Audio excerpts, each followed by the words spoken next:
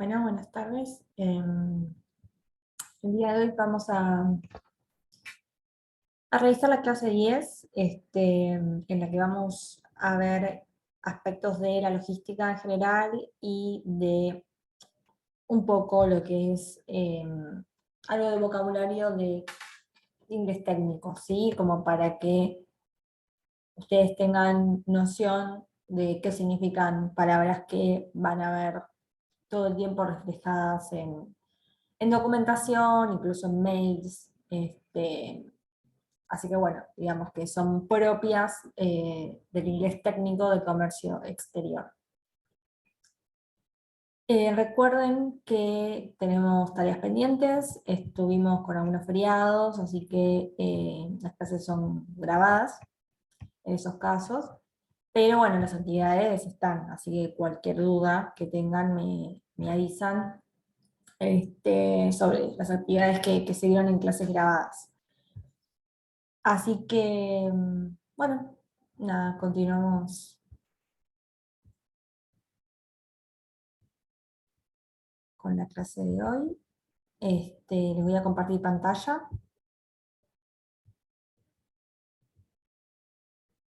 Bien. Bueno, como les dije, vamos a hablar de la logística internacional y un poco de inglés técnico, y vamos a comenzar con eso.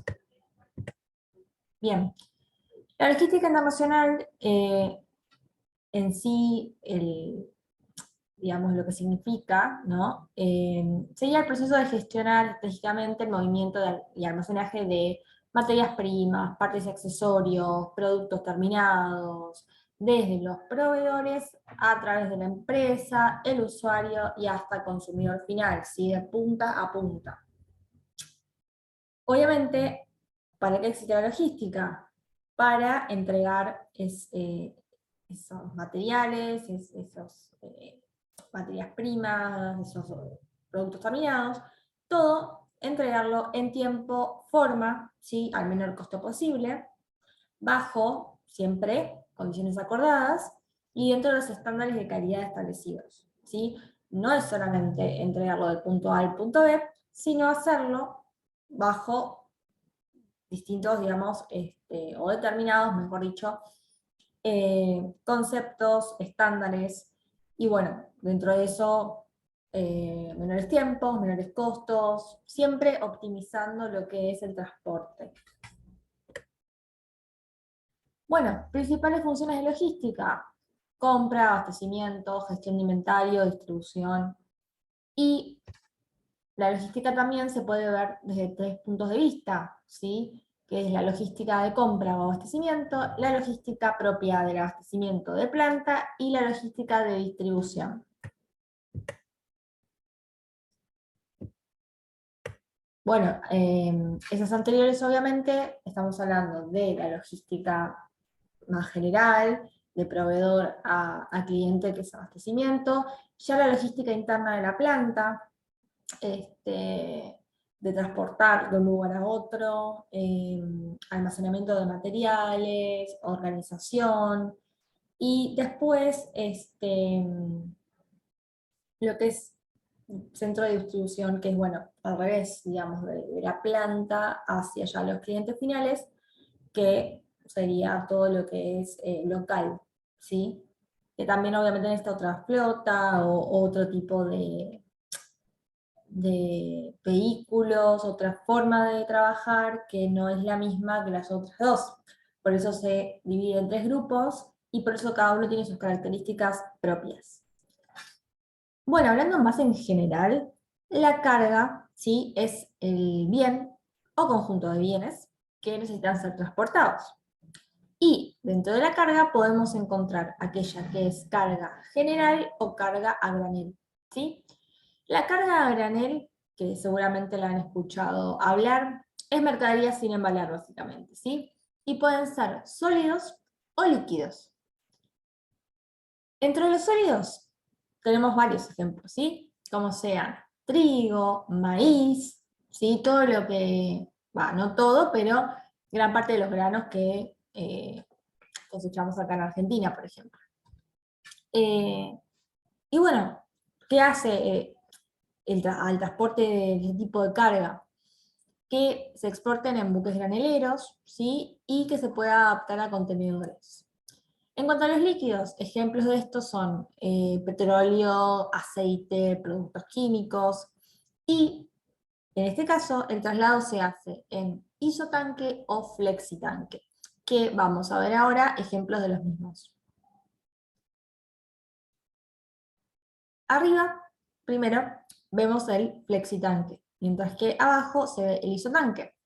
Flexitanque, como le indica su nombre, es flexible, ¿sí? Se va llenando, o sea, tiene la estructura del contenedor, pero se va llenando con la carga líquida que se va adaptando al volumen, ¿sí? Al espacio disponible. Mientras que el isotanque es, digamos, recto, o sea, es fijo, entonces lo que se adapta en realidad es el líquido a el recipiente, ¿sí? Y no al revés, como en el flexitanque. Bueno, eso era la carga a granel. En cuanto a carga general, podemos dividirlas en no unitarizadas u unitarizadas. Las no unitarizadas, ¿sí? Era la carga, digamos, que era la más utilizada en la antigüedad, ¿sí? Porque, por ejemplo, se transportaban en vagones de tren, ¿sí? Que era lo usual hace muchos años atrás en muchas partes del mundo. También, incluso en la actualidad, puede tratarse, perdón, de carga suelta que no entre en un contenedor. En cuanto a unitarizadas, sí, estas pueden ser unitarizadas generalmente en pallets. Las pallets, como ven, son las estructuras esas, pueden ser de madera, de plástico, de metal, ¿sí? Cuadradas, con generalmente medidas estándares. La medida general es de 1,20 por 1 metro, ¿sí? Pero hay de distintos tamaños según la mercadería e incluso de distinto material según lo que se va a transportar. Las necesidades que tenga uno de cómo transportar su mercadería, a eso se va a adaptar, digamos, todas las formas de transporte, tipo de carga, la forma de embalarlo, todo eso. También otra forma de unitarizar la carga es mediante contenedores, ¿sí? Que, bueno, tienen los mismos beneficios de los pallets. ¿Cuáles son estos beneficios? Es que se reducen tiempos, costos, espacios y riesgo, ya que se manipulan con medios, digamos, eh, idóneos para eso, ¿sí? Tenemos obviamente los autoelevadores, ¿sí? Las grúas, entonces eso ya tiene un montón de beneficios que la carga a granel y todo lo que sea como más volátil no posee esos beneficios, ¿sí? Es más difícil la manipulación. Acá tenemos dos ejemplos de contenedores, ¿sí? Que son los más comunes. Tenemos el de 20 y el de 40. Están medidos en pies, tienen un cuadrito acá abajo de cada uno con las medidas en metros, internas y externas. Y también, bueno, hay refrigerados, hay 40 high cube, se llama, que son más grandes. Entonces, digamos que estos son los más utilizados, pero siempre hay, de nuevo, más opciones dependiendo de las necesidades del cliente. Ahora, esto es importante. Carga en contenedores, ¿sí? El contenedor es algo súper utilizado en el día a día del comercio internacional. Pero, como dijimos al principio, la logística se trata de optimizar costos, espacios, tiempos. Entonces, a veces no podemos llenar un contenedor con nuestra compra, digamos, pero eso no significa que no pueda viajar en un contenedor.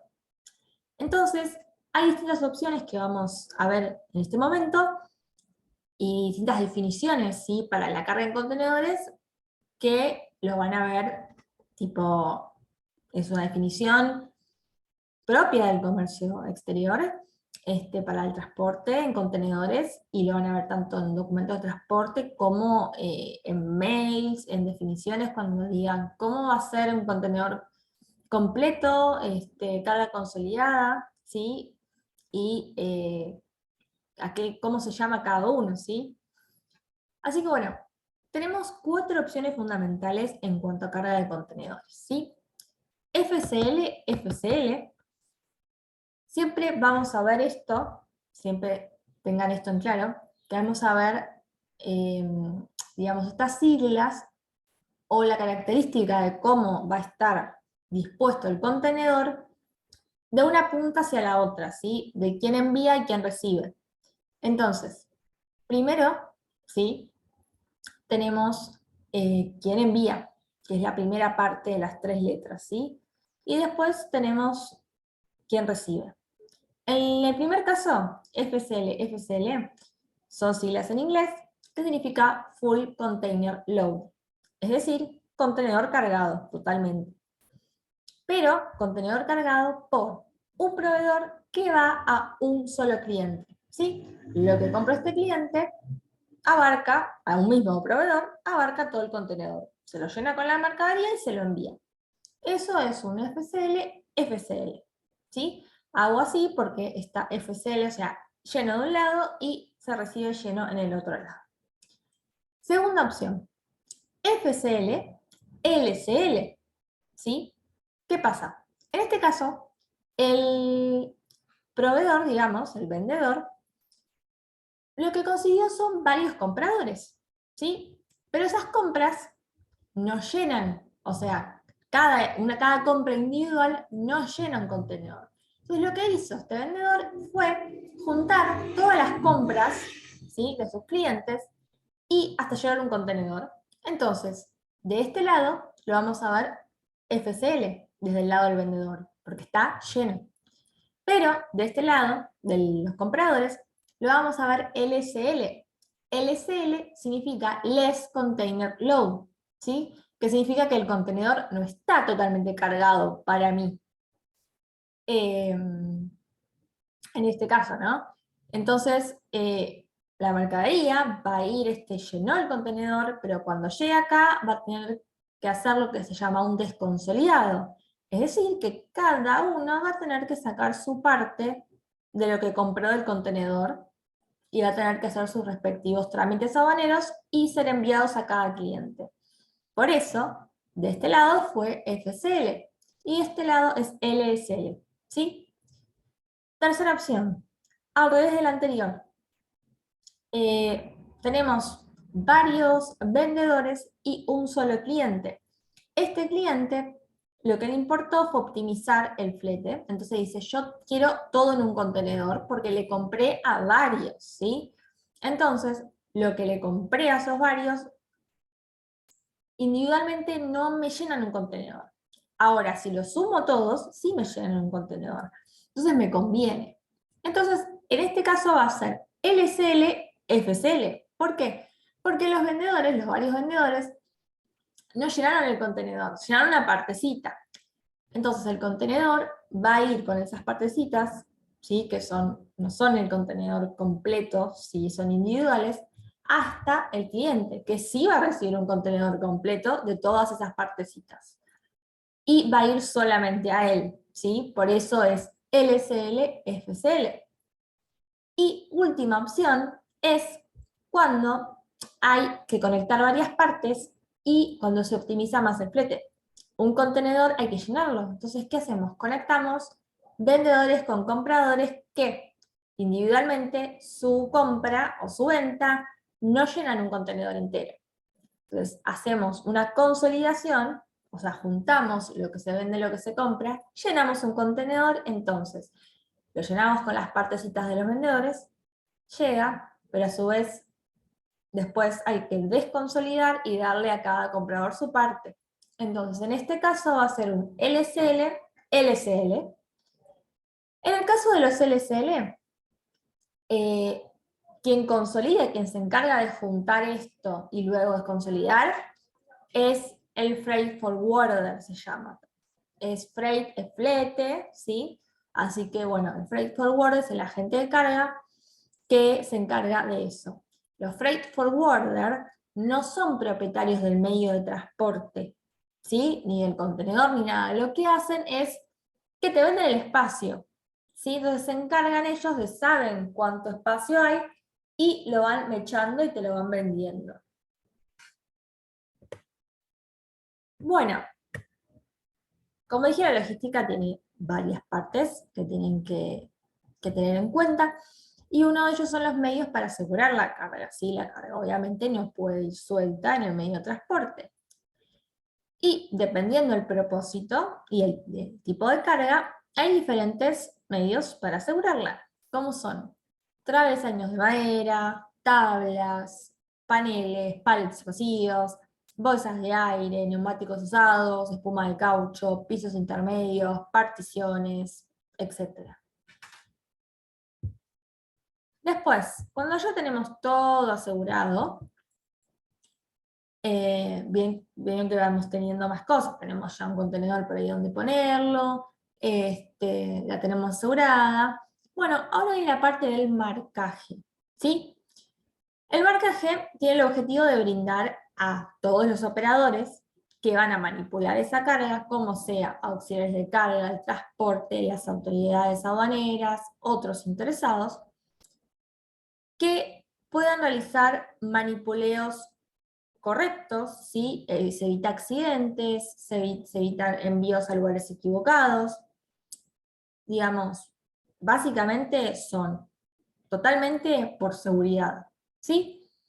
Y los tipos de marcas pueden ser identificatorias, ¿sí? Denominadas shipping mark en inglés, donde se dice el nombre del consignatario, o sus iniciales, o del embarcador, una referencia del envío, como será el número de orden de compra, una breve descripción de la mercadería, número de bulto, lugar de puerto, de destino, digamos, o también el marcaje puede ser informativo, information mark en inglés, como el país de origen, peso neto, peso bruto, dimensiones, ¿sí? Que ya es más de la carga en sí.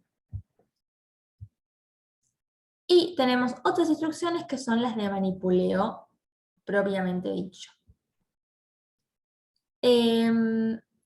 Bueno, a ver si la vemos más grande. Bien, acá, las instrucciones de manipuleo, ¿sí? Estas son súper conocidas porque incluso las tenemos en electrodomésticos que hemos comprado, ¿sí? Que vienen de la ISO, ¿sí? Que son normas de calidad internacionales. Entonces, bueno, indican obviamente cómo se debe tratar la carga simplemente. Nada más ni nada menos que eso, ¿sí? Así que, bueno, estos son un breve ejemplo de las que existen, pero existen muchas y ya les digo, muchas las hemos visto en nuestro día a día. Bueno, vamos a la parte de embalaje, ¿sí? El embalaje sirve para unir envases individuales, los presenta para facilitar su manejo, carga-descarga, distribución, para proteger y preservar la calidad de la mercadería, ¿sí? Después podemos hacer también una división del embalaje en cuanto, por ejemplo, a su material, que puede ser de madera, de cartón corrugado, de plástico, de textiles, no sé, otros materiales a base de papel, por ejemplo. Según su fisonomía también es otra forma de agruparlo, ¿sí? Como son bolsas, cajas, cajones, tambores, esqueletos. Bien, ya vamos teniendo varios aspectos de cómo se compone la carga, ¿sí? La forma de transportarlo. Y, no menos importante para nada, son la seguridad final, que son los precintos, ¿sí? Es el elemento que se usa para delatar si un contenedor se abrió o no se abrió, ¿sí? Se declara el número de precinto en el documento de transporte y luego se verifica si coincide o no, ¿sí? Cuando no coincide, se hace un rechequeo, ¿sí? Y se tiene que, incluso si vuelve a dar una discrepancia, se tiene que chequear con el proveedor a ver si no hubo un error de tipeo o algo, ¿sí? Que bueno, siempre se presume que pasó algo hasta que se demuestre lo contrario, así que siempre hay que actuar frente a esto. Bueno, después, en caso de que haya una diferencia y no queramos hacer todo esto de ida y vuelta, también se puede pedir un doble rechequeo y en la terminal, obviamente, lo que lleva obviamente a pérdidas de tiempos, incluso puede ser perder el forzoso, que son los días que no se abonan, ¿no? Que se tienen contemplados para liberar la mercadería. Entonces la realidad es que es algo que se tiene que solucionar siempre a la brevedad, porque bueno, generalmente, los rechequeos salen bien, ¿sí? Es por un mal chequeo principal que se hizo, o también puede ser algo tan simple como un error de tipeo por parte del proveedor o la marítima. Así que en eso no habría problema. Acá, como ven, tenemos los tipos de precintos, los de botella, cerraduras y precintos electrónicos. Botellas son los de ahí abajo, ¿sí? El celeste y el amarillo. Cerradura, el de arriba, que parece justamente una cerradura. Y precintos electrónicos son todos los de abajo, que son como más tecnológicos. Bueno, pasamos a la parte de inglés técnico. Como les dije, el comercio internacional, obviamente, se rige por el idioma inglés, ¿sí? Tanto para las comunicaciones con el exterior como para la documentación involucrada, porque no importa el idioma en que esté, sino que tiene que tener la traducción en inglés. Así que si tenemos francés, italiano, ruso, lo que sea, siempre va a tener que estar en inglés como idioma universal. Entonces, necesitamos saber palabras clave para poder entender. Entonces, hice una lista de las cosas, los conceptos, digamos, palabras mayormente utilizadas para que ustedes lo tengan en cuenta. En la plataforma hay un diccionario, un índice de palabras que también lo pueden chequear porque tienen su significado. Y ya les adelanto que para la clase que viene tienen un ejercicio que es justamente sobre inglés técnico, ¿sí? Es un multiple choice sobre los conceptos, para que les vayan quedando. Bueno, empezamos. Bill of Lading, o BL, ya lo vimos, es el documento de transporte marítimo, ¿sí? Es el nombre y se lo llama así. Booking. Booking se denomina booking cuando realizamos una reserva de un medio de transporte, ¿sí? Es como la página de hoteles, por ejemplo, booking.com, que cuando se hace una reserva, eso se llama hacer el booking. Después tenemos el certificado de origen. Certificate of Origin, ese es muy transparente, se llama igual, ¿sí? Incluso la CO, Certificate of Origin, certificado de origen, no va a haber problema, no va a haber malentendidos. Commercial Invoice, bueno, comercial, invoice, factura, ¿sí? Gran palabra, importante que la sepan. Commercial Invoice, factura comercial, ¿sí? Consular Invoice, en este caso mucho no se usa, pero sería factura consular, ¿sí? Factura que se mandó a sellar por el consulado por algún motivo en particular. Seguimos. Currency. Currency es la moneda que se usa en algún documento. Customs. Customs, importante, significa aduana, ¿sí? Customs significa aduana, incluso con la S.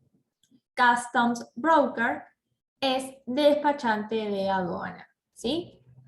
Estimated time of arrival es ETA, ¿sí? Nosotros nos manejamos con eso, con ETA. ETA es el tiempo estimado o la fecha estimada de arribo, ¿sí? Así que bueno, cuando le digan el ETA es la fecha estimada de arribo del medio de transporte. Export license, licencia de exportación, nosotros no la tenemos, pero bueno, en caso de que exista, se llama así. Freight es el flete. Goods es las mercaderías, ¿sí? Se dicen goods. Insurance, bueno, en este caso es el seguro, ¿sí? Por eso es el Incoterm SIF, ¿sí? ¿Por qué? Si el seguro va con S, y porque insurance es seguro en inglés, y por eso es SIF, porque SIF es costo, seguro y flete. Cost, insurance and freight, ¿sí? Ven que todo está en inglés. Y packing list, bueno, es la lista de empaque que vimos en los documentos. Payment es el pago. Place and date on issue se usa generalmente en el documento de transporte, que es el lugar y el día en que fue emitido el documento. Port of loading, puerto de carga, ¿sí? Donde se carga la mercadería, también lo van a ver generalmente en un documento de transporte. Port of discharge, lo contrario, es el puerto de descarga, el puerto de destino. Set to contain también es una leyenda que generalmente está tanto en facturas como en documentos de transporte, que dice contener. Y al lado va a estar escrito detalle de la mercadería. Vessel. Vessel es el barco, el buque, ¿sí? Y warehouse, finalmente, es el lugar donde quedan guardadas las mercaderías, ¿sí? Un depósito, es un depósito. Así que bueno, esa fue la clase de hoy. Bien. Fue sencillo, ya les digo, de inglés técnico tienen ahí un glosario con sus definiciones para que las vayan reforzando, y obviamente les va a servir para hacer el ejercicio, el cuestionario, porque hay palabras que no las vimos acá. Esto fue un resumen del otro resumen que tienen ahí. Así que bueno.